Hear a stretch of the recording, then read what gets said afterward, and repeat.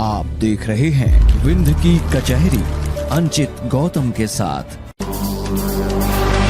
नमस्कार, अभिनंदन, प्रणाम आप सभी का एक बार फिर से बहुत बहुत अभिनंदन है विंध्य की कचहरी में। और आज विंध्य की कचहरी में हमारे मेहमान एक ऐसे व्यक्तित्व जिन्हें विरासत में राजनीति मिली है, जो कई दशकों से कांग्रेस के साथ सेवा भाव में जुड़े हुए हैं और वर्तमान में रीवा नगर निगम के महापौर हैं। एक बार जोरदार तालियों से अभिनंदन करें अजय मिश्रा बाबा।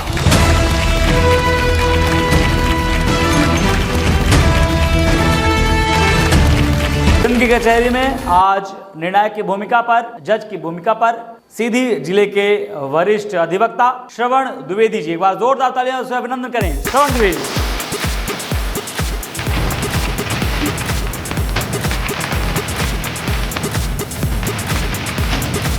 Sponsor by Sakshi law college Baroda Sidhi, Pratham test tube baby centre Sidhi, Akshat residency Sidhi, powered by TKN prime news.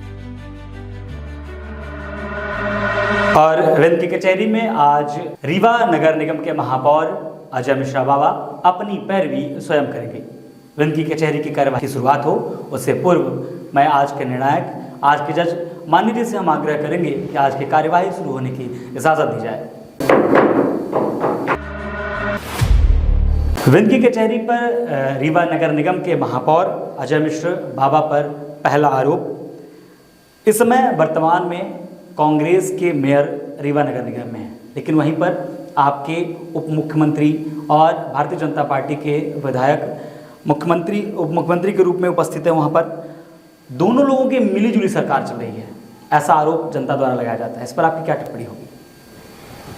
क्या भारतीय जनता पार्टी के सामने सरेंडर कर चुकी है कांग्रेस? देखिए, पहली बात तो भारतीय जनता पार्टी के और कांग्रेस के दोनों के विचारों में बड़ा फर्क है। हम लोग जिस विचारधारा से आते हैं वो कांग्रेस की पृष्ठभूमि की विचारधारा है। अंतिम छोर के व्यक्तित्व तक की सेवा करना, सर्वहारा वर्ग को साथ में लेकर चलना, भेदभाव से दूर भाईचारे को अपनाना, ये कांग्रेस की विचारधारा है। गांधी जी के विचारों को आत्मसात करके चलने की परंपरा कांग्रेस की हमेशा रही। राजेंद्र शुक्ला जी विगत 2003 से लगातार वहाँ विधायक हैं और कई बार मंत्री बने। हम लोग वहाँ पर 3 बार पार्षद बने अलग अलग वार्डों से। जब राजेंद्र शुक्ला जी विधायक नहीं बने थे 99 में, तब मैं पार्षद था। तो हम लोगों के विचार तो कभी मिले नहीं और न कभी साथ हुआ। लेकिन सवाल यहाँ पर जो उठ के आता है वो ये आता है कि आप मेयर जब से बने हैं तो कांग्रेस और भारतीय जनता पार्टी की मिलीजुली सरकार चल रही है। मिलीजुली सरकार से मेरा तात्पर्य ये है कि आपके विरोधात्मक कोई भी क्रियाकलाप सामने नहीं आते, या कांग्रेस भी अक्षम महसूस कर रही है अपने आप को भारतीय जनता पार्टी के सामने, या कि उप मुख्यमंत्री राजेंद्र शुक्ला जी के सामने? नहीं, ऐसा कुछ नहीं है। पूरे जहाँ पर जैसी ज़रूरत होती है उस तरह के विरोध हो रहे हैं और कांग्रेस कभी अक्षम महसूस नहीं की। और राजेंद्र शुक्ला जी के सामने राजेंद्र शुक्ला जी के जो कार्यकलाप हैं, जिस तरह के सुनियोजित विकास की पृष्ठभूमि है, उसका हम लोग विरोध करते आ रहे हैं। अभी आपके 25 लड़के कोल्ड ड्रिंक सिरप से ख़त्म हो गए छिंदवाड़ा में, उसका कांग्रेस पार्टी ने पुरजोर विरोध किया। हमारे शहर में भी विरोध हुआ। बगल में HIV से पॉजिटिव हो गए बच्चे। ये स्वास्थ्य मंत्री हैं, नैतिकता के हिसाब से इन्हें इस्तीफा दे देना चाहिए। इन्होंने अपना दायित्व नहीं निभाया। रीवा का संजय गांधी अस्पताल का लगातार विरोध होता है, सुपर स्पेशलिटी का विरोध होता है, 10 डॉक्टर पलायन कर गए। स्वास्थ्य मंत्री हैं, उप मुख्यमंत्री हैं, तो कांग्रेस पार्टी और एज महापौर होने के नाते भी हर मुद्दे पे हम लोग विरोध करते हैं। चलिए, विरोध की बातें चल रही हैं तो एक सवाल यहाँ से उठता है कि पहले कांग्रेस की अगर हम बात करें तब भी, और आप जब से मेयर बने हैं तब भी, आपके मेयर बनने से पहले, आप जैसा कि आप पहले पार्षद थे, तब आपने समदड़िया जब आ रहे थे उस टाइम पे आपने पुरजोर विरोध किया। आपके विरोध अग्रणी रूप से पूरे देशव्यापी विरोध थे, प्रदेश में एक बड़ी चर्चा के साथ आए। लेकिन आप मेयर जब से बने हैं तो समदड़िया ग्रुप का कोई भी विरोध कहीं भी सामने नज़र नहीं आया, ऐसा जनता का आरोप लगता है। तो क्या आप उस व्यवस्था को मैनेज नहीं कर पा रहे हैं, या आप ही को मैनेज कर लिया गया है इस व्यवस्था में? देखिए, हमको तो कोई मैनेज करने वाला भी है नहीं और ना कोई मैनेज कर सकता है। समदरिया का विरोध हम लोगों ने उस समय भी किया, आज भी कर रहे हैं। समदरिया का उस समय विरोध भी हुआ और रेड पिटीशन भी दायर कराई गई जबलपुर में उनके टेंडर को लेकर, टेंडर प्रक्रिया को। इस चीज़ का हम लोग हमेशा विरोध करते आए, आज भी कर रहे हैं कि कलेक्टर गाइडलाइन पे जो ज़मीनें दे दी गई, अगर उस ज़मीन का ओपन ऑक्शन करा दिया गया होता तो जो मार्केट दर है उस पे ज़मीन बिक जाती। पुनः घनत्वीकरण योजना का हमारा विरोध था कि जो पुनः घनत्वीकरण योजना, रीडेंसिफिकेशन जिसको कहते हैं, उसका कॉन्सेप्ट ये है कि वहीं के घनत्व को डेवलप करना। जहाँ से ज़मीन लेंगे हम, उसी ज़मीन को हम डेवलप करेंगे, उसी में हम भी कमाएंगे, उसी में सरकारी व्यवस्थाएं भी बनाएंगे उससे जुड़ी। रीवा में राजेंद्र शुक्ला जी ने पुनः घनत्वीकरण को एक व्यवसाय बना दिया, सरकारी ज़मीन का टेंडर करा दिया कलेक्टर गाइडलाइन पे, उसी का आपके उनके हिसाब से कंडीशन डाल दी गई और मेन चौराहे की ज़मीन की जगह उन्होंने जो डेवलपमेंट कराया तो कहीं पर हॉस्टल बनवा दिया, तो कहीं पर ऑफिस बनवा दिया। जो मेन डेवलपमेंट होना चाहिए वो डेवलपमेंट नहीं हुआ और कई करोड़ की ज़मीन रीवा में बिक गई। इसका विरोध पहले भी था और आज भी चल रहा है। उस विरोध का परिणाम, क्योंकि कहते हैं कि जब तक परिणाम सार्थकता के साथ ना आए वो प्रयास नहीं किए जाते। एक लाइन ये भी कही जाती है कि अगर हमारा परिणाम अधूरा है, अगर हम लक्ष्य को प्राप्ति नहीं कर रहे हैं तो प्रयास हमारा अधूरा था। उसके परिणाम कहाँ तक आए? हम बतौर कांग्रेसी भी, आप एक एक्टिव नेता हैं, तो बतौर कांग्रेसी भी और बतौर महापौर भी ये सवाल जनता की तरफ से करना चाहते हैं, उसके परिणाम कहाँ तक निहित हुए? भारतीय जनता पार्टी बड़ी भ्रष्ट पार्टी है। इसकी भ्रष्टता का बड़ा छोटा सा उदाहरण 4 दिन पहले समाचार पत्र में आया, जब मध्य प्रदेश के मुख्य सचिव ने वीडियो कॉन्फ्रेंसिंग में ये बोला कि मध्य प्रदेश के मुख्यमंत्री ये बोल रहे हैं कि सारे कलेक्टर घूस खाते हैं। दैनिक भास्कर समाचार जो देश का जाना माना अखबार है, उसके फ्रंट की न्यूज़ थी और उसके साक्ष्य भी प्रस्तुत किया उन्होंने। तो अब आप ये सोच लीजिए कि जिस सरकार के में मुख्य सचिव और जो मुखिया होते हैं प्रशासनिक और मुख्यमंत्री जो की मालिक है प्रदेश के, जब वो ये बोल दें कि हमारे आईएएस सारे भ्रष्ट हैं, तो आप परिणाम की उम्मीद हमसे कैसे कर सकते हैं? हम तो परिणाम देंगे, सरकार आने दीजिए, सरकार आएगी तो परिणाम मिलेगा। कुछ ही दिन पहले इसी कटघरे पर कविता पांडे जी आए थे, जो महासचिव हैं कांग्रेस की, प्रदेश महासचिव हैं। उनसे भी हमने बातें की थी, तो उन पर एक सवाल हमने किया था। वो सवाल मैं आपसे फिर रिपीट कर रहा हूँ। कांग्रेस का स्तर, भारतीय जनता पार्टी और कांग्रेस के दोनों के अगर हम रेशियो की बात करें, इस विधानसभा के जो परिणाम आए हैं काफ़ी अंतराल है। आप कैसे कह सकते हैं कि आगामी आने वाले दिनों पर कांग्रेस एक उछाल मारने की तैयारी पर है? देखिए, सीटों पे आप मत जाइए। जो वोट का परसेंटेज है वो हमारा काफ़ी बड़ा है। हर विधानसभा में भी वोट का परसेंटेज बढ़ा हमारा, लोकसभा में भी बढ़ा।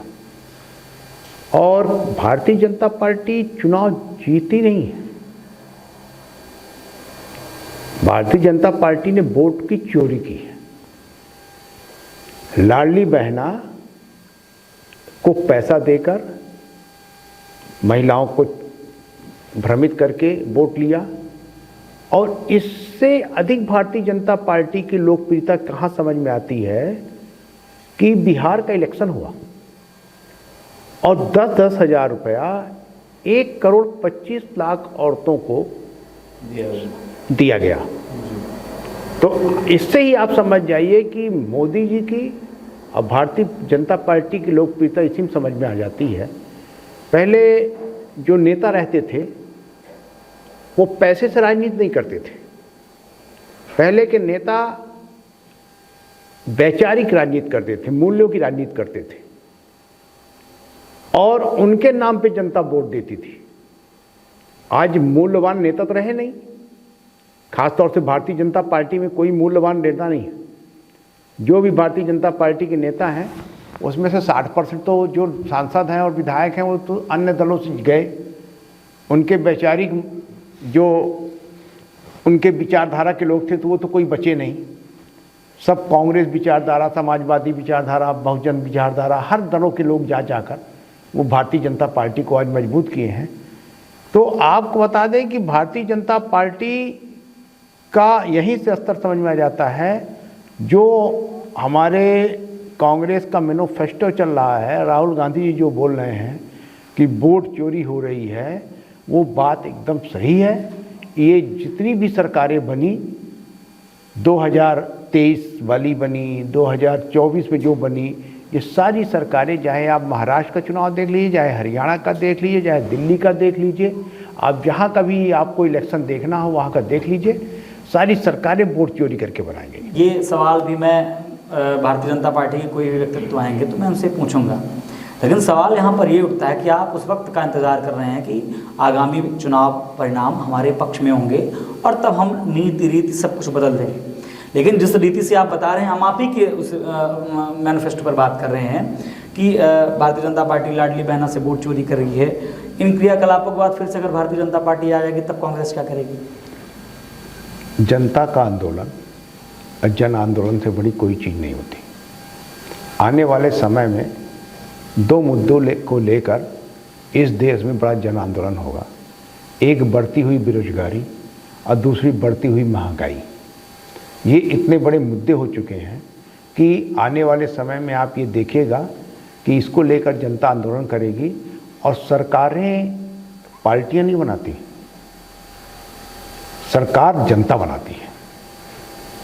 और जनता इस मूड में आ चुकी थी पिछली बार भी कि हम सरकार पलट देंगे। अगर ये लाडली बहना का प्रलोभन न दिए होते तो आपको हम बता दें कि आज हमारी सरकार होती और जो ये सारा भ्रष्टाचार है उसका हम सब खुलासा कर चुके होते। आप रीवा में, व्यक्तिगत रीवा में, अगर मैं विंध्य की बात करूंगा तो बड़े नाम आ जाएंगे, आपके राष्ट्रीय स्तर के नेता के कई चेहरे आ जाएंगे, चाहे मैं कमलेश्वर पटेल जी की बात करूं, चाहे अजय सिंह राहुल। ये तो हो गए सीधी के। व्यक्तिगत रीवा की बात करूं तो बड़ा चेहरा आप किसे मानते हैं कांग्रेस में? कांग्रेस पार्टी स्वयं एक बड़ा चेहरा है और कांग्रेस पार्टी जो हमारे यहाँ के जितने भी नेता हैं वो पार्टी से बढ़ के कोई नहीं। तो जिन्हें कांग्रेस पार्टी लगातार टिकट दे रही है पिछले 2 विधानसभा में, उनकी सक्रियता पर मैं सवाल उठाना चाहूँगा। जनता के एक आरोप ये भी लगता है, चूँकि आप वहाँ नगर निगम में महापौर हैं, तो सवाल वहाँ पर ये भी उठता है कि उनकी सक्रियता केवल और केवल विधानसभा चुनाव पर होती है। ऐसी परिस्थिति में कांग्रेस किन मंथन के बाद उनको टिकट देती है? देखिए, कांग्रेस पार्टी का जो एक मैनिफेस्टो होता है, टिकट देने का जो मापदंड है वो हमारे केंद्रीय नेतृत्व का मापदंड होता है। उस पर कोई टिप्पणी करने की ज़रूरत नहीं रहती हम लोगों को।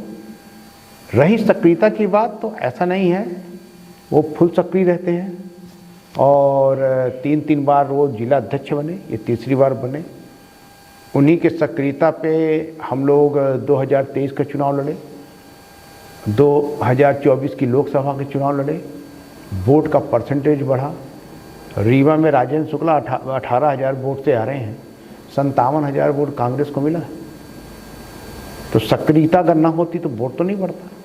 तो सिर्फ चुनाव, मैंने वही टिप्पणी तो मैंने की कि वो सिर्फ चुनाव के समय पर सक्रिय थे। चुनाव के बाद, चुनाव होने के बाद और चुनाव आने से पूर्व ना वो सोशल मीडिया पे दिखाई देते हैं, हम ना के मात्र बराबर कह सकते हैं, ना वो अन्य मीडिया के किसी भी कार्यप्रणाली पे या कि शासन की किसी भी विरोधात्मक प्रक्रिया पर वो सक्रियता से या प्रमुखता से या नेतृत्व करते हुए नजर नहीं आते हैं। ये आम जनता का आरोप है। जो भी कांग्रेस पार्टी के प्रदेश और केंद्रीय नेतृत्व के द्वारा जो गाइडलाइन दी जाती है कि आंदोलन करना है, प्रदर्शन करना है, इस विषय पे ज्ञापन देना, वो सारी चीज़ें करवाते हैं।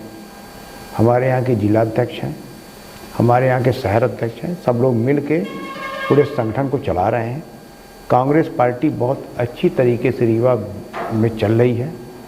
आगामी जब हमारा अगला इलेक्शन होगा तो उसमें आपको इस बार बहुत अच्छे परिणाम मिलेंगे। वो निराशा देखने को नहीं मिलेगी जो लगातार हम लोग 25 वर्षों से देखते आ रहे हैं। कई महीनों से मैं कई मुद्दों पर थोड़ी सी टिप्पणी जानना चाहूँगा। समदड़िया के बाद अगर हम अन्य व्यवस्था बात करें, ट्रैफिक, रोड जो आपके नगर निगम अंतर्गत आता है, उसको व्यवस्थित करने में आपकी सक्रियता नहीं नज़र आती है, ये भी आरोप लगता है। कई ऐसी दुर्घटनाएं हुई, गोली कांड हुआ, कोरेक्स के कई ऐसी घटनाएं जो सोशल मीडिया के माध्यम से, पेपरों के माध्यम से, न्यूज़ के माध्यम से कोरेक्स पर टिप्पणियाँ आई जो लगातार अवैध नशे की ओर सक्रियता दिखा रहे हैं युवाओं। इस पर रोकथाम के लिए प्रयास नहीं किए जाते? नहीं, हम लोगों ने काफ़ी प्रयास किया। 3 दिन का लगातार हमारे यहाँ धरना दिया गया दीपावली के समय, नशे को ही लेकर। नशे को लेकर 3 दिन का धरना दिया गया। उसी का परिणाम ये हुआ कि जो वहाँ के डीआईजी थे उनका ट्रांसफ़र किया गया और नए डीआईजी और आईजी आए। उन लोगों ने काफ़ी एक्टिवनेस दिखाई। अभी वर्तमान में रही ट्रैफिक की व्यवस्था, इन सब की व्यवस्था, तो देखिए ट्रैफिक की व्यवस्था पुलिस विभाग की है, वो नगर निगम के अंतर्गत नहीं आती। उसके बाद भी हमारा नगर निगम का जो उड़नदस्ता है वो ये चीज़ों में लगा रहता है कि रोड सड़क में ठेले न लगे, जान न लगने पाए, उस व्यवस्था में हम लगे रहते हैं। एक यातायात समिति है, उस पर भी जो बनी है वो केंद्र से बनी है। उस पर अगर ये यातायात समिति में महापौर होते तो हम उस पर आपको कुछ टिप्पणी दे सकते थे, पर उसमें खाली सांसद रहते हैं, तो इसलिए उसमें भी अपन कोई टिप्पणी नहीं कर सकते कि उन लोगों की क्या बैठकें होती हैं, क्या रणनीति बनाते हैं। ट्रैफिक की व्यवस्था को लेकर ये जिला प्रशासन का काम है और हम लोग उनको बीच बीच में फ़ोन लगाकर और जब भी मुलाकात होती है उनको सचेत करते रहते हैं, पर ये नगर निगम के जुडिक्शन से बाहर की चीज़ है। बतौर कांग्रेस से, अगर हम बतौर महापौर की बात ना करें, बतौर कांग्रेसी आप कानून व्यवस्था पर कितने नंबर दे सकते हैं रीवा को इस समय? देखिए कि कानून व्यवस्था पर मेरे सवाल इसलिए भी हैं क्योंकि मैंने बीच में इस बार जिक्र किया गोली कांड, कॉलेजों में गोलियां चल जाना, नए युवाओं का रिवॉल्वर लेके कॉलेज परिसर पर आना, अवैध रूप से नशे का व्यापार करना, नशे में चूर रहना, इन तमाम गतिविधियों कानून व्यवस्था तो आप ये मान के चलिए कि एकदम जीरो है और उस पर चाहे कोई भी एसपी आ जाए, कोई भी आईजी आ जाए, डीआईजी आ जाए, राजनीति से प्रेरित हो चुका है पूरा प्रशासन। थाने बिक रहे हैं, गोलियां लग रही हैं, एफआईआर बिना सिफारिश की नहीं होती हैं। रोज़ आप सोशल मीडिया में देखिए, अभी एक घटना हो गई बाईपास के, एक संविदाकार ने जिसकी किसान की ज़मीन थी वो सिंचाई कर रहा था, उसको मार दिया उसके प्रोजेक्ट मैनेजर ने। चौराटा थाने के टीआई ने रिपोर्ट नहीं की, बड़ी सिफारिशें हुई तब वो रिपोर्ट लिखी गई। तो कानून व्यवस्था तो रीवा में एकदम जीरो है, उसको जीरो नंबर देंगे क्योंकि जो वर्तमान की पुलिस है वो चाटुकारिता में व्यस्त है। और जब पुलिस ही चाटुकारिता करने लगेगी तो आप ये मान के चलिए कि अपराधियों को सह मिलेगा और अपराध बढ़ेगा। चिकित्सा व्यवस्था आपने अभी प्रारंभ में जिक्र किया, चिकित्सा व्यवस्था को लेकर हाल ही में कुछ दिनों पहले, सबसे पहले मेरे न्यूज़ चैनल में चला था, ये छत गिरी थी सुपर स्पेशलिटी की। रात में 2:30 बजे हमारे मोबाइल में एक वीडियो आता है कि पूरी छत की छत गिर रही है। उसमें कई हमारे मित्रजन थे, कई ऐसे व्यक्ति थे जो हमसे जुड़े हुए थे। उन्होंने छत की वीडियो बनते हुए हम वीडियो बनाई थी, हमें भेजा था, हमने उसको रिलीज़ किया था। इसके बाद एक बड़ा बवाल आया, उस पर सक्रियता, उस पर भूमिका और इस पर विरोधात्मक प्रक्रिया क्यों नज़र नहीं आती? क्योंकि मैं सवाल इसलिए सिर्फ आप विपक्ष में हैं, विपक्ष की जितनी सक्रियता होनी चाहिए, जितनी विरोधात्मक कार्रवाई होनी चाहिए, और शायद मुझे ऐसा लगता है कि ऐसे ही आपके कार्यकर्ता जुड़ने के बजाय टूटने लगेंगे अगर विरोधात्मक कार्रवाई सामने नहीं नजर आएगी तो। उस पर आपकी सक्रियता में जानना चाहिए। देखिए, आप स्वास्थ्य विभाग की बात कर रहे हैं। वर्तमान में राजेंद्र शुक्ला जी उप मुख्यमंत्री भी हैं और स्वास्थ्य विभाग के भी मंत्री हैं। बड़ा दुर्भाग्य है और आपका प्रश्न बड़ा जायज़ है कि राजेंद्र शुक्ला जी आपको मालूम होगा कि सिविल इंजीनियर है, रीवा इंजीनियरिंग कॉलेज से पास आउट है। जिस दिन से सुपर स्पेशलिटी की नींव पड़ी है, उस दिन से उद्घाटन तक में इतनी बार ठेकेदार ना गया होगा उसको देखने जितनी बार राजेंद्र शुक्ला जी गए। ऐसे जो हमारे यहाँ ये फ्लाईओवर बने हैं 2-3, इसको भी देखने जाते थे, सारे फ्लाईओवर उखड़ गए। अभी मतलब रिसेंट बने फ्लाईओवर उखड़ गए। बिल्कुल बिल्कुल। सड़कें जो देखने जाते थे वो सड़कें उखड़ गई। ये पीडब्ल्यूडी की बात कर रहा हूँ मैं, नगर निगम की बात नहीं कर रहा हूँ जी। सुपर स्पेशलिटी की बिल्डिंगों में क्रैक आ गया। जो छत बोल रहे हैं वो छत नहीं, वो फॉल सीलिंग है। एक बार नहीं गिरी, 3-3 बार गिरी। एक बार आपको खबर आई होगी, उसके पहले 3-3 बार गिर चुकी। रिसेंटली की घटना है। हाँ, मैं बता रहा हूँ ना आपको, 3-3, 4-4 बार गिर चुकी। लोगों के सर भी फूट चुके उससे, जी। हाथ पैर भी टूट गए। अस्पताल में अभी गायनी विभाग में आग लग गई। बीच में एक इनॉग्रेशन करने गए, बच्चा विभाग में आग लग गई। 13.5 करोड़ की MRI मशीन आई, चल नहीं पाई। तो मैं ये बताना चाहता हूँ आपको कि जिस विभाग के वो मंत्री होते हैं, उस विभाग की कभी वो समीक्षा नहीं करते। लेकिन उन्हें विंध्य में तो विकास पुरुष कहा जाता है। नहीं, विंध्य में विकास पुरुष तो ऐसा है कि चंद लोग जो अपने होते हैं वो चाटुकारिता में तो कुछ भी कह सकते हैं किसी को, पर एक्चुअल विकास तो तब दिखेगा। मैं 1 मिनट आपका लूँगा। जी जी जी। और जब राजेंद्र शुक्ला जी राजनीति में न भी आए होंगे या रहे होंगे, हम भी लोग छोटे छोटे थे। ये संजय गांधी अस्पताल महात्मा गांधी था और श्याम शाह चिकित्सालय मेडिकल कॉलेज था। रीवा, सीधी, सिंगरौली, सतना, पन्ना, छतरपुर, टीकमगढ़, कटनी, शहडोल, बिलासपुर, उमरिया तक के पेशेंट आते थे। एक से एक अच्छे डॉक्टर थे। 9 बजा कि डॉक्टरों की गाड़ी खड़ी हो जाती थी, पूरे अस्पताल का राउंड लेते थे, और जिसकी ओपीडी होती थी वो ओपीडी में बैठ जाता था। आज क्या स्थिति है कि डॉक्टर नहीं है। 10-10, 12-12 डॉक्टर ने रिजाइन दे दिया। कुकुर मुत्ते की तरह रीवा में प्राइवेट अस्पताल खुल गए। लूट का अड्डा बन गया रीवा मेडिकल का। कोई रेड लिस्ट नहीं लगी है उनके यहां। हमारे सब दोस्त लोग भी हैं उसमें, ऐसा नहीं है। उसके बाद बेबाकी से बोलने वाला आदमी होना चाहिए। आप वहां के स्वास्थ्य मंत्री हैं, ये आपकी नैतिक जिम्मेदारी है कि आपका जिला तो कम से कम ऐसा हो कि वहां पर मानक दवाई मिले, पेशेंट को स्ट्रेचर मिले, अच्छी इलाज मिले, डॉक्टर आए राउंड में। कोई नहीं आता, वो खुद नहीं जाते हैं। कभी समीक्षा बैठक नहीं किए। उनको समीक्षा बैठक करवाना हो तो नगर निगम करवा दीजिए, रोज कर लेंगे। वो बसावन मामक गौशाला चले जाते हैं जहां अभी ट्रको हड्डियां बिकती हैं हर हफ्ते। वहां अभी बीच में न्यूज में चल रहे थे। तो जहां पर उनका तो काम सिर्फ ये है कि कॉन्ट्रैक्शन करना, जमीनों को बेचना, अपना कमीशन खोरी करना, ये धंधा हो चुका है भारतीय जनता पार्टी में सभी का। नैतिकता की बात समाप्त हो चुकी है और आरोप प्रत्यारोप आप लगाते रहिए। इतनी मोटी चमड़ी हो चुकी है कि अभी तो 3 साल हमारी सरकार रहना ही रहना है, दूर जाने की जरूरत नहीं। सीधी में ही हुआ।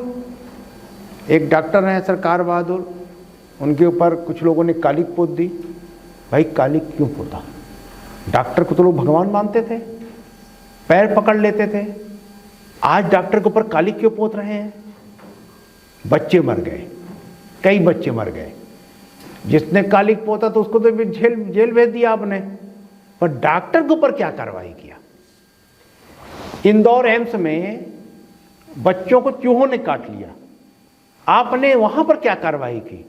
सतना में रीवा से 50 किलोमीटर दूर HIV पॉजिटिव हो गए लड़के। जिस संस्था ने जांच के केमिकल्स प्रोवाइड कराए, जीवन ज्योति कौन सी संस्था है मेरे को ध्यान नहीं आ रहा है, वो किससे रिलेटेड है? वो भी इनसे रिलेटेड है, क्योंकि रीवा में भी काम कर चुकी है वो। तो जब हमारा एक उद्देश्य हो जाए कि हमको तब चीजें बंद करनी है जब पेपर में आ जाए। तमिलनाडु में, तेलंगाना में जो सिरप बन रही थी, जब वो सिरप तेलंगाना सरकार ने बंद कर दी, तब यहाँ के जो अपने ड्रग ऑफिसर हैं उन्होंने उसको बंद कराया। तो इस तरह की स्थितियां हैं स्वास्थ्य विभाग की। स्वास्थ्य विभाग रीवा से लेकर पूरे मध्य प्रदेश के, पूरे मध्य प्रदेश की, इनको तो देखिए क्या है कि इन लोगों को तभी कांग्रेस पार्टी की सरकारों में आपने देखा होगा पूर्व में कि नैतिकता के हिसाब से लोग इस्तीफे दे देते थे। लाल बहादुर शास्त्री जी ने रेल दुर्घटना पे इस्तीफा दे दिया था। तो ये एक नैतिकता आदमी को लेनी चाहिए कि इतनी बड़ी घटना हुई। अभी जहरीले पानी से इंदौर में 27 लोगों की मौतें हो गई। आप देख लीजिए रुख उनका, चाहे मुख्यमंत्री, वहाँ के प्रभारी मंत्री, नगरीय प्रशासन मंत्री, वहाँ के लोकल विधायक मंत्री, महापौर भाजपा की, तो ट्रिपल इंजन की सरकार हुई ना, केंद्र में भी आपकी, प्रदेश में भी आपकी, महापौर भी आपका। फिर क्यों गया? देश का सबसे अच्छा शहर, 7 बार स्मार्ट सिटी का अवार्ड मिला पूरे हिंदुस्तान में उसको, वो शहर दूषित पानी से 27 लोगों की मौत हो गई। इसी को भ्रष्टाचार कहते हैं। और जब भ्रष्टाचार चरम सीमा पे होता है तो उसकी जांचें नहीं होती, वो जांचों पे हंसी होती है। और कांग्रेस पार्टी के लोगों ने हमेशा भ्रष्टाचार का विरोध किया और आगे भी करते रहेंगे। चलिए, इसी में आपने कहा कि इंदौर को बार बार पुरस्कृत किया जा रहा है। एक पुरस्कार अभी रीवा को भी मिला है स्वच्छता पे, 5 रेटिंग, नगर निगम 5 स्टार का 5 स्टार रेटिंग मिली है, लेकिन वो 5 स्टार रेटिंग दिखती नहीं है। देखिए, मैं आपको बता दूं कि मैं इस पुरस्कार से खुशी नहीं होता।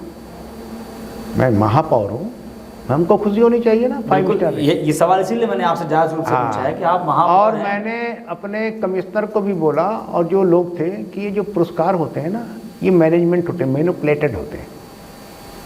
पुरस्कार बहुत तरीके से होते हैं।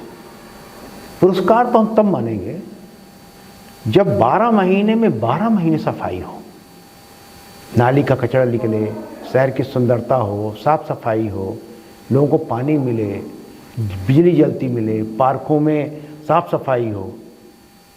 और जब 5 दिन ना हो तो आप जैसा बुद्धिजीवी, जज साहब जैसा बुद्धिजीवी व्यक्ति ये बोले फ़ोन लगाकर कि यहाँ बड़ी गंदगी है, तो हम पूछे कि कब से, तो कहीं बस ये विगत 5 दिन से ही नहीं आया कोई, तब रैंकिंग मानी जाएगी। 2 महीना चपरासी से लेकर कमिश्नर तक हमने पूरी फोर्स लगा दी और शहर को साफ करा दिया, और रैंकिंग वाले आए, हमको रैंकिंग देकर चले गए। 10 महीने आप फिर वही कूड़े में रहें, ये स्वच्छता नहीं, इसको बिल्कुल मैं नहीं मानता, और ना मैं उस रैंकिंग से कभी खुश होता।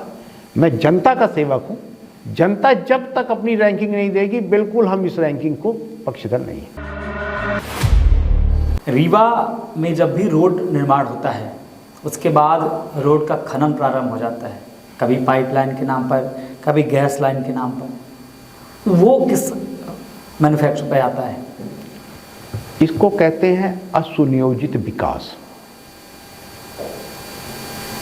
जिस विकास का, जब तक में रोड जब तक रोड तैयार होती है तो उसका टेंडर भी खत्म हो जाता है। किसी शहर का मास्टर प्लान होना चाहिए, और अभी तक हमारे यहाँ का मास्टर प्लान ही नहीं बन पाया। और मास्टर प्लान सिर्फ इसलिए नहीं बन पाया कि जो हमारे यहाँ के मंत्री जी हैं अपनी अपनी इच्छा से मास्टर प्लान को सेट करते रहते हैं। देखिए क्या है कि जब तक आप किसी शहर के बारे में मन से नहीं सोचोगे, ये पब्लिक में बोलने की बात है कि विंध्य प्रदेश को हम सिंगापुर बनाना चाहते हैं, हिंदुस्तान का सबसे अच्छा शहर बनाना चाहते हैं, एयर कनेक्टिविटी हो गई, दिल्ली चलने लगा, इंदौर चलने लगा। हमने कहा एक नागपुर चलवा दीजिए सवेरे 8 बजे, तो 70 सीटर होगा तो कम से कम पेशेंट जाएंगे, शाम को लौट आएंगे। तो देखिए क्या है कि बेसिक जो इंफ्रास्ट्रक्चर है शहर का, सड़क, नाली, पानी, बिजली, ये जब तक साफ सफाई, जब तक ये अच्छा नहीं होगा आप कुछ भी करते रहिए, कोई चीज़ नहीं होगी। आप भी मेयर हैं, आपकी भी नैतिक जिम्मेदारियां बनती हैं, तो क्या आपकी इसमें क्रियाकलाप नहीं होते, आपका हस्तक्षेप नहीं होता? देखिए, रोड गैस बनने पाइप के बाद गैस पाइप डाली जा रही है, रीवा अन्य शहर, कोई पाइप डाली जा रही है। रीवा शहर में कुछ सड़कें पीओडी की हैं और कुछ सड़कें नगर निगम की हैं। ये जो काम हुआ आप जो बता रहे हैं, ये मेन रोड में हुआ, पीओडी की सड़कों में हुआ। और जो नगर निगम की सड़कों को जब इन्होंने तोड़ा तो हमने तो टेलीफोन वालों की मशीनें भी जब्त करा ली, एक 1.5 लाख की पेनाल्टी भी कराई, गैस पाइपलाइन वाले को के खिलाफ FIR भी करा दिया। हमने कहा जब तक मेरा इंजीनियर नहीं खड़ा होगा आप कोई चीज़ नहीं तोड़ेंगे। और जो हमारे चुनाव के पहले 2022 में, बीच में 2019 से लेकर और 2022 तक चुनाव नहीं हुए थे, 22 के पहले जो सड़कें सीवरेज से डैमेज हुई थी, हम लोग जैसे ही महापौर बने सारी सड़कों को सीमेंटेड करवाया, कुछ को डामरीकरण कराया, शहर को सुव्यवस्थित करने में लगे हुए हैं। सबसे बड़ा रोड़ा होता है फंड, गवर्नमेंट फंड नहीं देती, बातें करती हैं। एक बड़ी समस्या है इस सरकार में, और इस सरकार के जितने जवाबदेह लोग हैं, चाहे वो मंत्री हों चाहे विधायक हों, जो भी हों, ये बड़ी बड़ी बातें विकास की करेंगे कि माननीय नरेंद्र मोदी जी यशस्वी, माननीय मोहन यादव जी यशस्वी मुख्यमंत्री, इन्होंने इतना ये कर दिया वो कर दिया। ये योजना के हिसाब से पैसा नहीं देते हैं, ये पैसे के हिसाब से योजनाएं बनती हैं, तो वो योजनाएं अधूरी रहती हैं। उसी का दुष्परिणाम होता है कि जो डेवलपमेंट है वो अधूरा रह जाता है। किसी शहर को एक बार आप मास्टर प्लान करके कर लीजिए, पहले उसमें सीवरेज पड़ जाए, फिर पानी की पाइपलाइन पड़ जाए, फिर बगल की नाली बन जाए, फिर सड़क बन जाए, तो एक समग्र विकास एक वार्ड का हो जाए। तो पहले सड़क का पैसा आया तो सड़क बना दो, फिर सीवरेज की स्कीम आई तो सीवरेज बना दो, फिर पाइपलाइन की स्कीम आई तो पाइपलाइन बना दो। तो जब ऐसा होता है तो सड़क खत्म हो गई, 3 बार सड़क खुद ही खत्म हो गई। तो जो असुनियोजित विकास है उसकी परिभाषा ही ये हमारे रीवा में है। ये माना जाता है कि सभी नगर निगम अंतर्गत होने वाले कार्य, विधानसभा अंतर्गत होने वाले कार्य, या कि प्रदेश स्तर तक होने वाले जो भी कार्य हैं, उनमें सभी में माननीय शुक्ला जी का परसेंटेज है।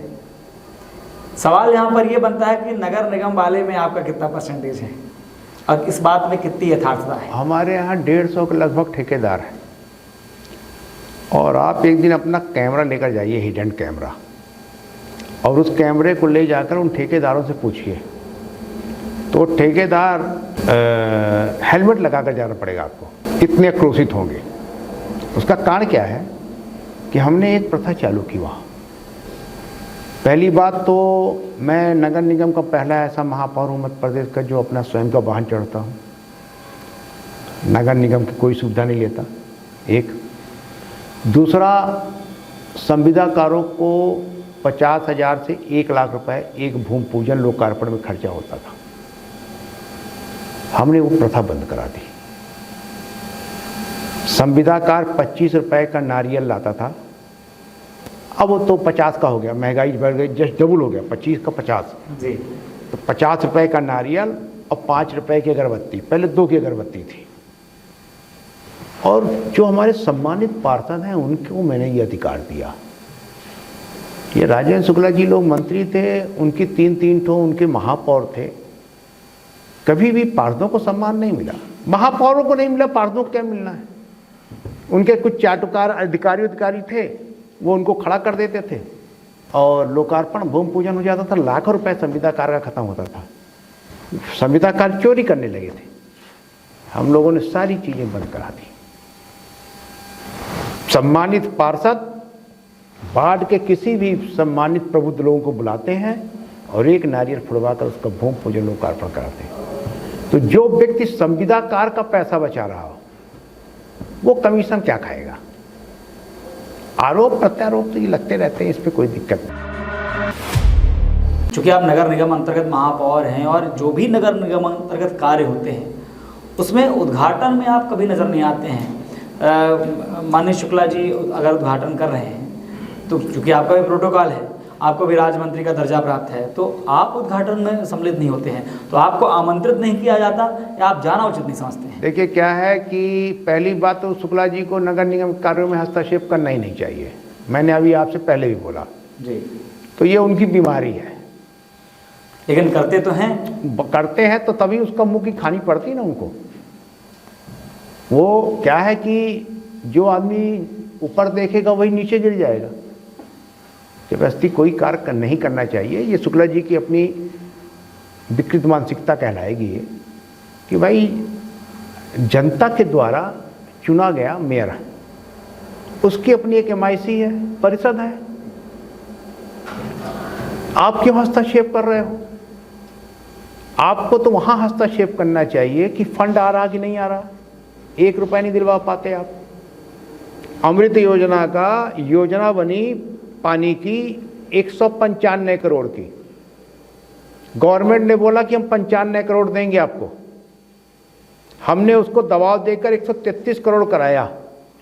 शुक्ला जी तब भी डिप्टी CM थे ना, शुक्ला जी ने उस योजना को क्यों नहीं करा दिया कि नहीं नहीं नहीं 200 करोड़ की योजना होगी। तो जब आप क्षमता ही नहीं है आपकी कि आप गवर्नमेंट से फंड ले आकर दे सको, हम अपने क्षमता पे अपने दम पे काम कर रहे हैं, तो हस्तक्षेप क्यों करते हो? ठीक है आपकी सरकार है, IAS कमिश्नर हैं, वो आपके दबाव में हैं, आप उनको पकड़ के जबरदस्ती भूमि पूजन लोकार्पण कर रहे हो, पर जनता देख रही है। जो आपने आपके मन में यहाँ पर सवाल आया, ये जनता के मन में सवाल है। अच्छा हम तो इसको पसंद ही नहीं करते कि मंच बने, हमको कोई बुके दे, काजू कतली खवाए, 50,000 रुपये अपना खर्चा करे। हम तो एक नारियल वाले आदमी हैं, वो भी अपने हाथ से नहीं फोड़े। आप रीवा में कोई शिला पट्टिका में मेरा नाम बता दें। 300 करोड़ का नगर निगम में हमने अभी तक में काम कराया, नगर निगम निधि से 3 साल के अंदर। आप कहीं पर भी शिला पट्टिका दिखवा दो। जितने भी बरसात आते हैं, मैं कई वर्षों से अगर बात करूं, हर बरसात में रीवा जलमग्न हो जाता है। आपकी नैतिक जिम्मेदारियां होती हैं, जब बार बार वो समस्या रिपीट हो रही है, उसको सुधारने का आखिर प्रयास क्यों नहीं किया जा रहा है? नहीं, अपन ने बहुत सुधारा। इस बार जो अभी बरसात हुई, तो जिस दिन रात को पानी बरसा, मैं स्वयं एक्टिव था। मैं 1:30 बजे रात घर से चला आया और सारी मशीनें लगाई। जो लो लेवल एरिया है, क्या है, देखिए रीवा में सबसे बड़ी पानी भरने का कारण है अवैध कॉलोनी। अवैध कॉलोनी ये रीवा भर की नहीं, पूरे मध्य प्रदेश की समस्या हो चुकी है। अवैध कॉलोनियों के बनने के कारण क्या हुआ कि जो नाले पाट दिए गए, नदी का किनारा पाट दिया गया, सड़क से ऊंची कर दी गई, पानी निकासी की व्यवस्था नहीं बनाई गई, तो जो डाउन पोर्शन था सिर्फ वहीं पानी आता है। और रीवा शहर के अंदर से जो पीहन नदी निकलती है हमारी, उसमें इन्होंने क्या कराया, राजेंद्र शुक्ला जी ने, कि रिवर फ्रंट बनवा दिया। आज पावर में हैं आप, तो आपको हंसी आ रही है कि जब आप पावर में नहीं रहेंगे तो आप फिर दुखी होंगे कि हमारे द्वारा अगर ये करा दिया गया होता तो हमारी जांचें ना होती। एक आपके साथ संबोधन लगाया जाता है अजय मिश्रा के साथ साथ बाबा। हमारे विंध्य क्षेत्र में बाबा या तो बिल्कुल नवजात शिशु को कहा जाता है, या एक बुजुर्ग को कहा जाता है जो उम्रदराज हो चुके हों। पिताजी के बब्बा कहा जाता है, बाबा कहा जाता है। हमारे विंध्य क्षेत्र की ये परंपरा है। बाबा उनको कहा जाता है जो साधु संत महात्मा हो जाते हैं, तपस्या में लीन हो जाते हैं, तो अक्सर कहा जाता है कि बाबा आ गए हैं। फिल्मों की अगर बात करें तो बाबा नायक हुआ करते हैं। अगर हम संजय दत्त जी की बात करें तो नायक बाबा हैं। मैं विंध्य क्षेत्र के इस बाबा के बारे में जानना चाहता हूँ, ये बाबा कैसे है? देखिए, मैं अपने परिवार का सबसे छोटा लड़का था पूरे खानदान में, और जब मैं स्कूल में गया तो स्कूल में मेरे दोस्तों ने भी बाबा बाबा कहना शुरू किया। और कॉलेज में जब आया तो वहाँ भी, जब शहर में घूमने लगा तो वहाँ भी, तो ये बाबा नाम जो है ये एक प्यार का नाम है। तो रीवा की जनता का ये प्यार है बाबा, और रीवा की जनता ने इस बाबा से बड़ी अपेक्षाएं पाली हैं कि ये बाबा वो सब करके देगा जो बड़े बड़े नेताओं से उम्मीदें थीं। दुर्भाग्य है कि हमारी सरकार नहीं है, जब आएगी तो ये बाबा वह सब करके देगा उनको जो जो वो चाहते हैं। आप सीधी से ताल्लुक़ रखते हैं, सीधी से ताल्लुक़ रखने के बाद एक ऐसे क्षेत्र से जहां कांग्रेस के बड़े दिग्गज नेता वर्तमान में कमलेश्वर पटेल जी हैं, उसके पूर्व की मैं अगर बात करूं तो इंद्रजीत पटेल जी थे, एक बड़ा नाम, ब्रांड कह सकते हैं हम, कांग्रेस के रहा करते थे। आप यहाँ सीधी से निकल के रीवा में राजनीति कर रहे हैं, इसके पीछे की कहानी, क्योंकि मैं उस कहानी से खुद अछूता हूँ, मैं चाहता हूँ ये कहानी हमारे कैमरा के माध्यम से हमारे तमाम दर्शकों तक पहुँचे। देखिए, हम लोग बेसिक जो वर्तमान में सिहावल है वहाँ के रहने वाले हैं और पता नहीं कब से हैं, राली मिश्रा हैं हम लोग। जी जी। हमारे बाबा जी 52-57 2 पंचवर्षीय प्रजातंत्र सोशलिस्ट पार्टी से विधायक थे। जब बिंद प्रदेश था 52 में तब भी विधायक थे, फिर जब 57 में मध्य प्रदेश में विलय हुआ तब भी विधायक थे। और मेरे घर में करीब करीब सभी लोग सर्विस में। बब्बा जी का मेरे नाम श्री भाईलाल मिश्रा जी था और बिंद प्रदेश मेरे घर में सभी लोग करीब करीब सर्विस में थे।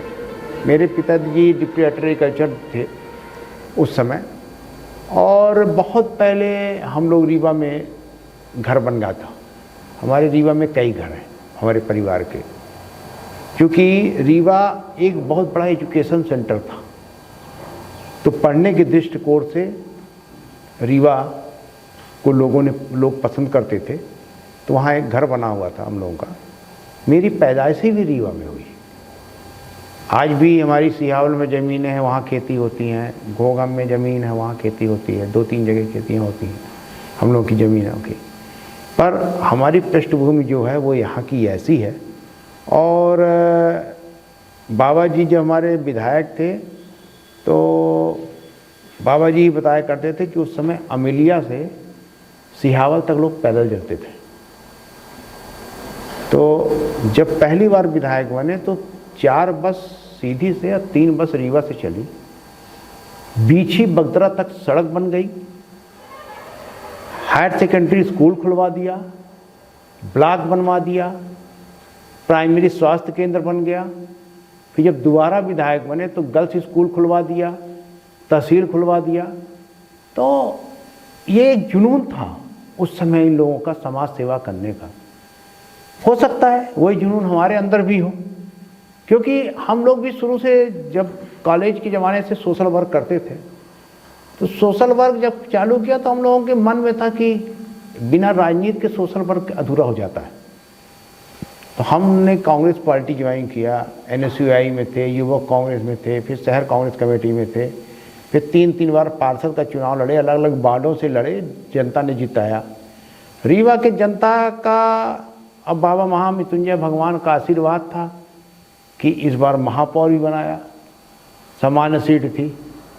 तो मेरा आज भी जो सोच है ना, वो मैं यही सोचता हूँ कि जो राजनीतिक व्यक्ति है उसको विकास तो ठीक है, विकास देखिए एक सतत प्रक्रिया है जी।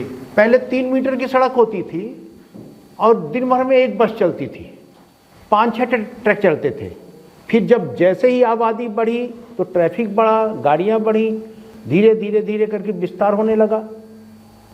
तो मेरा ये कहना है कि आप डेवलपमेंट को अपना मोंटो मत बनाओ कि डेवलपमेंट हमने कर दिया। डेवलपमेंट तो होना ही होना है, आप नहीं करोगे दूसरा करेगा। तो विकास इसको नहीं, ये विकास पे नहीं, आप पॉलिटिक्स जो अब व्यवसायीकरण हो गया, पहले राजनीति समाज सेवा थी। हम भी वही काम करना चाह रहे हैं और करेंगे भी कि राजनीति को मैं समाज सेवा ही मान के करता हूं कि पहले आप उस व्यक्ति की तकलीफ को दूर करें, इसके बाद आप आगे की कार्रवाई करें।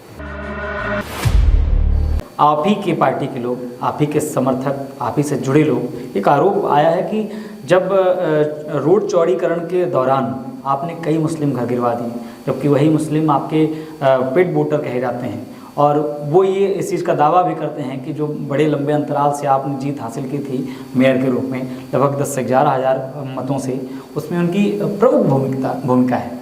देखिए, मुस्लिम वोटों का हमेशा योगदान कांग्रेस पार्टी को मिला है, कोई भी चुनाव लड़ा हो। और और ये जो आरोप प्रत्यारोप लगाने वाले लोग हैं, ये निजी स्वार्थ के लिए आरोप प्रत्यारोप लगाते हैं। लोक निर्माण विभाग की सड़क है वो, और उसकी चौड़ीकरण का काम चल रहा था, तो जो अतिक्रमण है उसको गिराया गया होगा। तो ये सब चीज़ें जो है, आप सड़क में घर बना लेंगे, ठेला लगा लेंगे और कह देंगे कि इसको गिराया नहीं जाएगा, तो सड़क भी चाहिए चलने के लिए। तो जो सड़क की सीमा होगी, नजूल की सीमा होगी, हाईवे में लोग अतिक्रमण कर लेते हैं, जब हाईवे बनते हैं तो गिर जाते हैं। तो ये तो क्या है कि हमारे वो पार्टी की नहीं है वो। क्या ये सवाल यहाँ से हम पूछ सकते हैं कि क्या कांग्रेस में, रीवा में भी कांग्रेस में आपसी गुटबाजी प्रमुखता से सामने आ रही है? कांग्रेस में कभी भी गुटबाजी नहीं थी। अगर गुटबाजी होती तो कांग्रेस 57 हज़ार वोट शहर में न पाती। गुटबाजी तो वर्तमान में भारतीय जनता पार्टी में है, और वो दिखती भी है, और माननीय मुख्यमंत्री जी के वक्तव्य से समझ में भी आती है। तो गुटबाजी कभी नहीं थी कांग्रेस में, ना कभी कांग्रेस में गुटबाजी को प्राथमिकता दी गई। लगभग 2 लाख मतों का एक विधानसभा है आपका, उसमें आप 57,000 मतों की बात कर रहे हैं, तो इसमें आप कितनी अपने आप को, कांग्रेस को या अपने आप को सफल मानते हैं? देखिए क्या है कि वोट पड़ा कितना, भाई राजेंद्र शुक्ला जी 18-19 हज़ार से जीते, तो आप जोड़ लीजिए, बाकी 10-12 हज़ार वोट और अतिरिक्त हुए। तो ये सब मतों से आप इसकी गिनती मत करिए, जनता का भाव देखिए कि 57 हज़ार लोगों ने आखिर कांग्रेस को वोट दिया कि नहीं दिया। अब मैं उन मतदाताओं के लिए एक सवाल ये पूछना चाहूँगा, जो 18,000 का अंतर है पिछले विधानसभा में, वो अंतर आगामी विधानसभा चुनाव में कैसे कवर होगा? मैं बतौर कांग्रेसी और बतौर महापौर नगर निगम, क्योंकि ये सवाल मैं इसलिए भी पूछ रहा हूँ, नगर निगम में जहाँ आप छोटा एरिया है, कम मतदाता है, वहाँ आप लगभग 10 से 11 हज़ार मतों से जीते हैं, और विधानसभा जो बड़ा एरिया है वहाँ आप उसी नगर निगम में आपके वोट प्रतिशत घटते हैं, आपके कांग्रेस के प्रत्याशी के वोट कम होते हैं, तो इसमें प्रश्न चिन्ह उठते हैं। तो ये कैसे कवर होगा? देखिए क्या है, ये मैं आपने पहले ही बताया कि लाडली बहना है।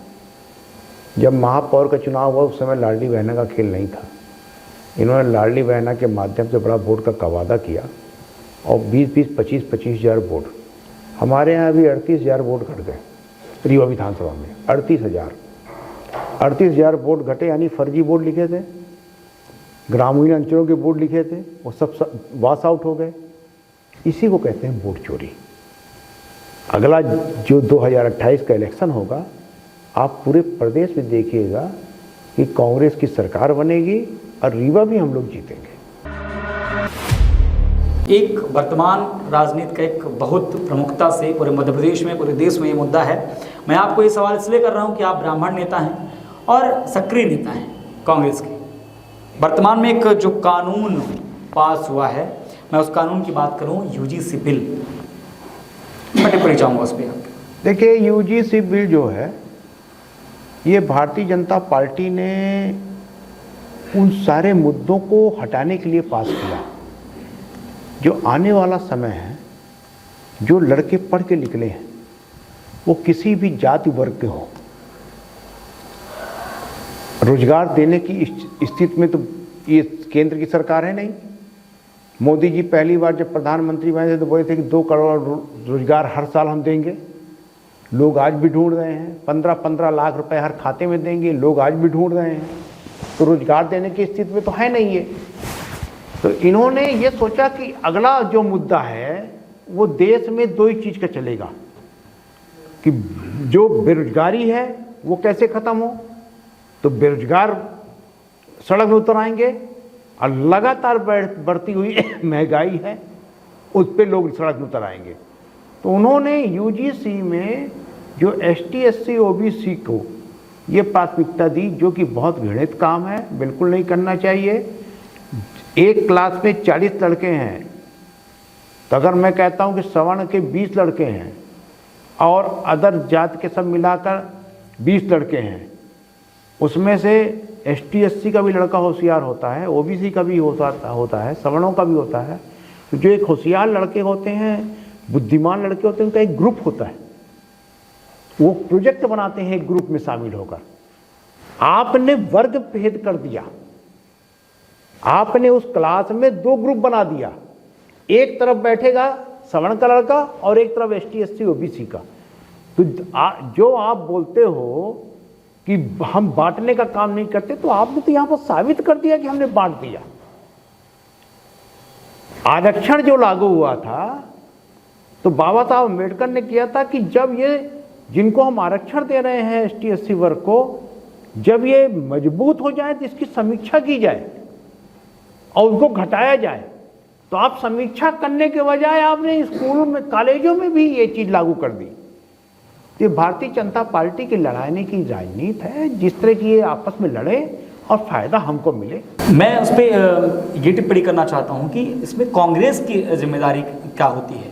क्या बिल आने के बाद, बिल पास होने के बाद, चाहे हम प्रदेश स्तर की बात करें, चाहे देश स्तर की बात करें, चाहे नगर निगम स्तर की बात करें या स्थानीय स्तर की बात करें, क्या कांग्रेस ने इस पर व्यापक तरीके से आंदोलन या विरोधात्मक कार्यवाही की? देखिए, कांग्रेस अपना काम कर रही है। ये हर जगह हर चीज पे विरोध करना ये कोई फंडा नहीं है। पहले भी राजनीति होती थी। जवाहरलाल नेहरू जी ने अटल बिहारी वाजपेयी जी को, हारे हुए व्यक्ति को, राज्यसभा में सांसद इसलिए बनाया था। लेकिन विरोध न करना अपने आप में आप सुन लीजिए मेरी बात होती है जी। सिर्फ इसलिए बनाया था कि एक सशक्त विपक्ष होना चाहिए, मजबूत। आप वर्तमान की स्थिति देख लीजिए, पार्लियामेंट चल रही क्या, कै दिन चलती है पार्लियामेंट, विधानसभा कै दिन चल रही है, बजट सत्र चल रहा है। तो मेरा ये कहने का मतलब है कि जब हम नैतिकता से परे हो जाएं, जो वर्तमान में भारतीय जनता पार्टी की स्थितियां हैं कि नैतिकता से परे होकर काम कर रहे हैं, भेदभाव वाला काम कर रहे हैं। चुनाव आयुक्त की नियुक्ति में प्रधानमंत्री, विपक्ष का नेता और प्रमुख चीफ जस्टिस इंडिया ये होते थे। आपने चीफ जस्टिस इंडिया को हटा दिया। डरते हो आप, इसलिए हटा दिए। आप रखते ना, दिलेरी से रखते। हर व्यक्ति को मौलिक अधिकार है। देखिए, ये संविधान जो बना है, ये हमको, आपको, आज हम आप सामने बैठे हैं, ये आज़ादी है बात करने की। हम दक्षिण कोरिया में नहीं हैं, हम चाइना में नहीं हैं। लेकिन यूजीसी पर मैं बता रहा हूं आपको कि आज़ादी सिर्फ छीनी जा रही है। इस देश को भी ये चाहते हैं कि जो मैं बोलूं वही ये देश करे। ये देश वो करने वाला नहीं है। ये बड़ा जन आंदोलन का रूप ले लेगा। इससे हमारे आने वाली पीढ़ी का बहुत नुकसान होगा। इस जन आंदोलन में कांग्रेस कब आगे आएगी, मैं ये सवाल जानना चाहता हूँ। कांग्रेस को जब जरूरत होगी तब कांग्रेस आगे आएगी। कांग्रेस कोई बहता हुआ पानी नहीं है कि जिसे चाहे उधर मोड़ दे। कांग्रेस एक विशाल पार्टी है। हमारे जब हाईकमान निर्णय लेंगे। चलिए, एक नगर निगम के अंतर्गत आप ही के पहल में माननीय श्रीनिवास तिवारी जी की मूर्ति लगाई गई। एक अच्छी पहल थी, लेकिन लोगों ने एक यहाँ पर बात रखी कि वो मूर्ति ब्लैक कलर की है, जबकि उन्हें विंध्य क्षेत्र का, पूरे देश की राजनीति में, प्रदेश की राजनीति में उन्हें विंध्य क्षेत्र का वाइट टाइगर कहा जाता था। तो क्या वो मूर्ति सफ़ेद नहीं हो सकती? देखिए, क्या है कि जो प्रतिमा लगती है महापुरुषों की, वो कांसे की लगती है। धातु की प्रतिमा लगाई जाती है जो बहुत दिन तक चले। मार्बल की प्रतिमा ही सफ़ेद हो सकती है। और ये तो बदमाशी होती कि हम धातु की प्रतिमा में सफ़ेद पेंट करा दें। लेकिन आपके विंध्य क्षेत्र में तो प्लास्टिक की भी मूर्तियाँ लग जाती हैं। मैं सीधे तौर की अगर बात करूं तो हाल ही में एक मामला जिसका आपने सक्रियता से बात रखी थी, देखिए अटल बिहारी वाजपेयी जी की। देखिए, आप जब आपने छेड़ी दिया है तो मैं बता दूं। नहीं, बिल्कुल। तो प्रदेश के हमारे उप मुख्यमंत्री हैं राजेंद्र शुक्ला जी, और वर्तमान में स्वास्थ्य मंत्री भी हैं। भारतीय जनता पार्टी की प्रदेश में सरकार है, केंद्र में सरकार है। जब पूजनी दादा की मूर्ति लगाने की बात आई, 3 लोगों ने ज़मीन में डंगा लगा दिया। काफ़ी विरोधाभास हुआ। हम लोग अड़े रहे कि प्रतिमा तो वहीं लगेगी। अब प्रतिमा हम लोगों ने लगवाया। अगर वो ना लगवाते तो युवा की जनता लगाती। उस दिन लाखों लोग थे और बड़ी भीड़ थी, और ये था कि अगर नहीं लगाएंगे तो लगेगी। प्रशासन को बैकफुट पे आना पड़ा। आप बोल रहे हैं कि उनको व्हाइट टाइगर कहते हैं, लोग कहते हैं सफेद, तो हम उसमें पेंट कट पुतवा देते, तो हमारे में राजेंद्र शुक्ला जी में अंतर क्या रह जाता? अटल बिहारी वाजपेयी जी की प्रतिमा लगाई जाए, इसका MIC ने निर्णय लिया था। अमित शाह जी आने वाले भी थे। अमित शाह जी तो बाद की बात जी, है, जी, जी। जब ये शुरुआत हुई जी जनवरी में MIC ने निर्णय लिया है इसी 2025 में जी कि अटल जी सर्वमान्य नेता हैं, भारत रत्न प्राप्त हैं, और ऐसे नेता की अटल पार्क में मूर्ति लगनी चाहिए। जब नगर निगम की MIC ने निर्णय लिया, परिषद से पास हुआ, उसका टेंडर नगर निगम ने कराया, तो राजेंद्र शुक्ला जी को हस्तक्षेप करने की क्या जरूरत थी? क्यों आप कूद गए? आप हमसे बात करते, हम बताते कि मूर्ति बन पाएगी कि नहीं बन पाएगी।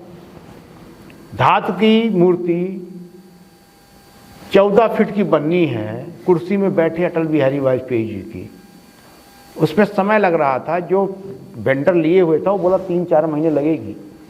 इनको श्रेय लेने की होड़ लगी थी अमित शाह जी से। क्यों आप श्रेय लेना चाह रहे थे? देश के गृह मंत्री से झूठ बोले राजेंद्र शुक्ला जी। ये चरित्र है भाजपा का, मैं आपको बता रहा हूं, आपके टीवी के माध्यम से बता रहा हूं कि ये भाजपा का चरित्र है। इस अदालत में बता रहा हूं जज साहब के सामने कि ये भारतीय जनता पार्टी का चरित्र है कि अपने अटल जी तो मान लीजिए भारत रत्न है, सर्वमान्य नेता हैं, पर थे तो भाजपा के प्रधानमंत्री जी।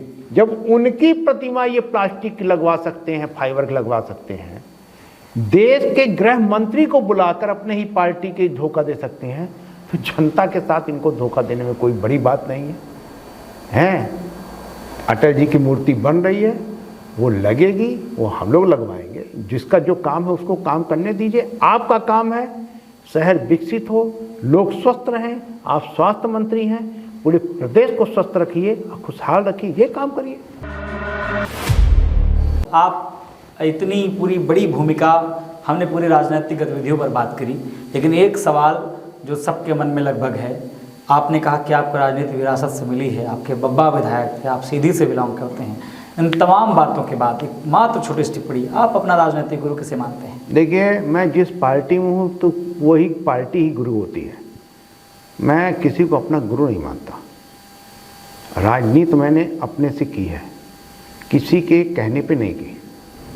मैं बताया आपको शुरू में कि समाज सेवा के रूप में चालू हुआ और राजनीति में आकर हम लोग राजनीति को भी समाज सेवा ही मानते हैं। गुरु तो सिर्फ हमारे एक ही हैं, वो बाबा महामृत्युंजय भगवान। दूसरा गुरु मेरा कोई नहीं। बाबा का अगला मास्टर प्लान क्या होगा राजनीतिक रूप से और रीवा विधानसभा के लिए? देखिए, राजनीतिक रूप से तो कोई मास्टर प्लान नहीं है। इतना जरूर है कि 28 में सरकार बनाएंगे और फिर आपकी अदालत में आकर बताएंगे कि देखिए, आपसे बोला था ना कि 28 सरकार बनाएंगे। 28 में सरकार बनेगी, हम शुभकामनाएं देते हैं पार्टी को। लेकिन एक सवाल यहीं से और मैं टच कर रहा हूँ, ये रीवा विधानसभा चुनाव क्या फिर से राजन शर्मा जी के नेतृत्व में लड़ा जाएगा या अजय मिश्रा बाबा के नेतृत्व में लड़ा जाएगा? इस पर भी मैं टिप्पणी आना चाहता हूँ। ये प्रदेश कांग्रेस कमेटी या केंद्रीय कांग्रेस कमेटी का काम है, इसमें अजय मिश्रा बाबा की कोई टिप्पणी नहीं। आपने हमको यहाँ पर बुलाया, उसके लिए बहुत बहुत धन्यवाद। बहुत बहुत धन्यवाद रीवा नगर निगम के मेयर अजय मिश्रा बाबा। और अब हम उस पल की ओर चलते हैं जहाँ हम और तमाम राजनीतिक व्यक्तित्व द्वारा, तमाम जनता जनार्दन, जो भी सवाल, जो भी आरोप अजय मिश्रा बाबा पर लगाए गए, उनका किस तरीके से जवाब दिया है और माननीय जज साहब इस बात से कितना संतुष्ट हैं, उसके लिए हम आज के निर्णायक, आज के जज माननीय जज साहब से हम आग्रह करेंगे कि आज की निर्णायक भूमिका का निर्वहन करते हुए आज का फैसला सुनाएं। आज बिंद के कचहरी एपिसोड के इस संस्करण में अंकित गौतम जी द्वारा अपनी प्रश्नों को लेकर पूरी तरह से इस कचहरी के जो आज प्रमुख भूमिका में थे, रीवा के महापौर अजय मिश्रा उर्फ बाबा जी को पूरी तरह से घेरने का प्रयास किया और आपने बहुत सूझबूझ के साथ उत्तर दे करके अपने को पूरी तरह से साबित किया है। इसलिए आज की अदालत आज अजय मिश्रा उर्फ बाबा को बरी करती है। बहुत बहुत धन्यवाद। बहुत बहुत धन्यवाद माननीय के साथ और धन्यवाद ज्ञापित करते हैं एक बार फिर से आज के हमारे मेहमान रीवा नगर निगम के महापौर माननीय अजय बाबा भैया का हम मंच के माध्यम से इस कार्यक्रम के माध्यम से बहुत बहुत धन्यवाद ज्ञापित करते हैं। साथ ही आज के निर्णायक आज के जज माननीय जी का भी हम इस मंच के माध्यम से बहुत बहुत धन्यवाद ज्ञापित करते हैं। तमाम दर्शकों का धन्यवाद। आप सभी स्वस्थ रहें, मस्त रहें और देखते रहें अपना दिन।